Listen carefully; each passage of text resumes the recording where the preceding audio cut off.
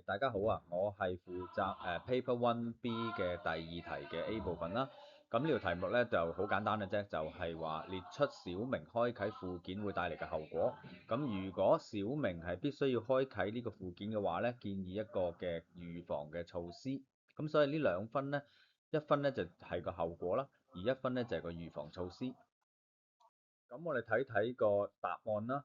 咁關於個結果 consequence。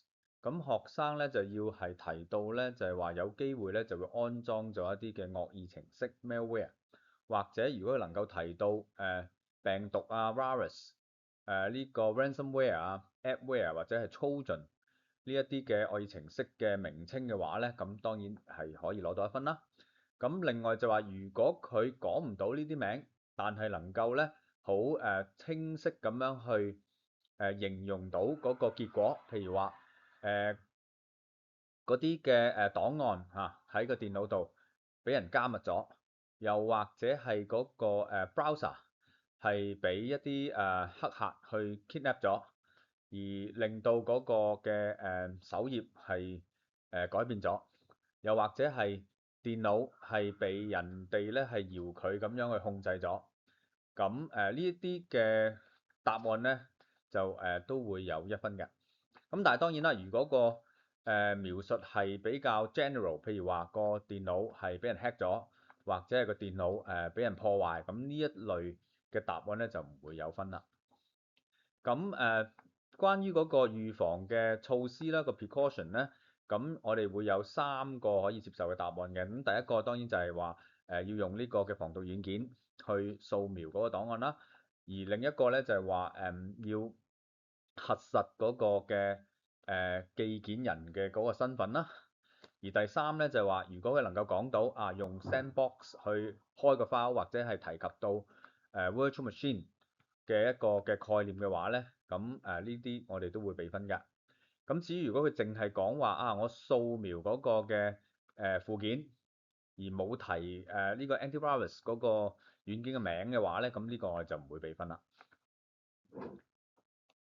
好，咁跟住落嚟咧，我哋可以睇下學生嘅表現啦。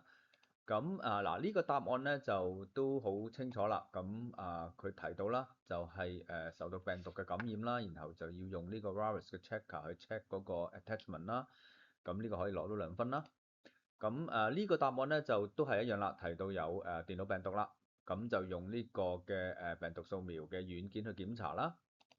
咁呢個咧就提到咧就係中咗個木馬嘅病毒啦，咁就要去審核嗰個發件人嘅身份。咁基本上咧都係符合我哋個model answers 嗰個要求嘅。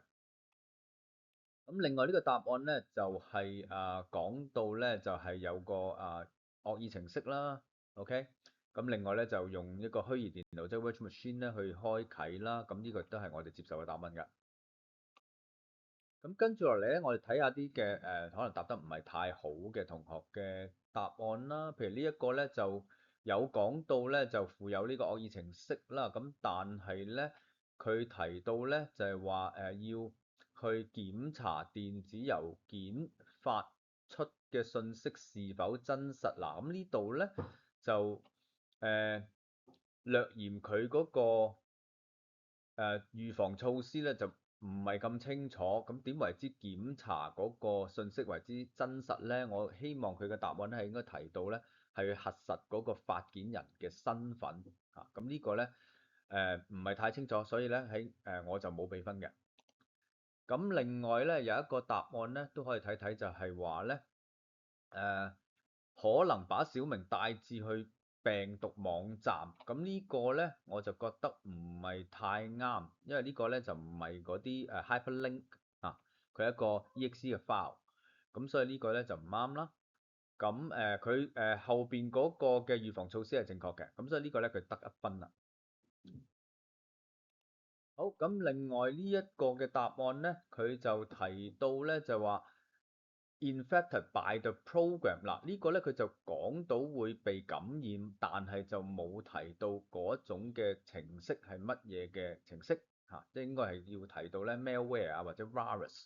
咁樣淨係講個 program 咧，咁我呢個咧我就冇俾分嘅。好，咁另一個答案咧就係話可能中毒啦，咁呢個 OK 啦，有1分啦。咁但係話將資料備份，咁呢個咧就係我覺得唔係咁啱啦。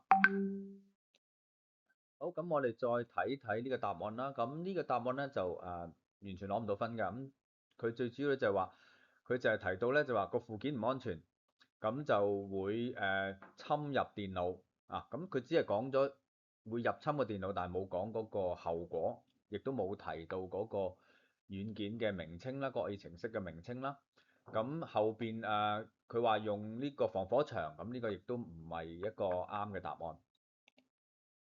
咁另外呢一個咧就提到咧就係話阿 David 佢嘅個人嘅資料咧就會外泄。嗱，咁呢個咧我就冇俾分嘅，雖然佢呢個咧亦都係一個後果，咁但係資料外泄咧其實都有2個途徑，一個咧就係話中咗呢個嘅木馬程式啦，例如一啲嘅 keyboard locker，咁佢可以誒偷睇到你嘅輸入嘅一啲嘅個人資料啦，咁呢個係一個成因啦。咁另外一個咧就係話，如果係一啲嘅釣魚嘅一啲嘅電郵，咁你撳個 hyperlink 去到一個假嘅網站，咁你輸入咗你個人資料，咁就令到佢泄漏。咁其實係有2個情況可以出現呢一個嘅資料外泄嘅。咁佢唔講清楚咧，我就覺得喺呢一個情況我就唔俾分啦。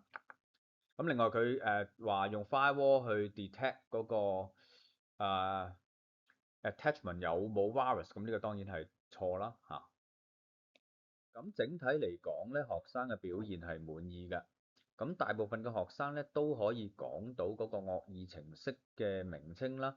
咁亦都可以建議到咧，就話利用呢個防毒軟件去掃描呢一個嘅檔案㗎。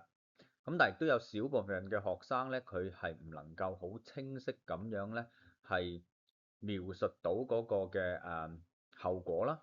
咁同埋咧，亦都有少部分嘅學生咧，覺得係安裝咗防火牆同埋做呢個備份咧，檔案嘅備份咧，係一個嘅預防嘅措施㗎。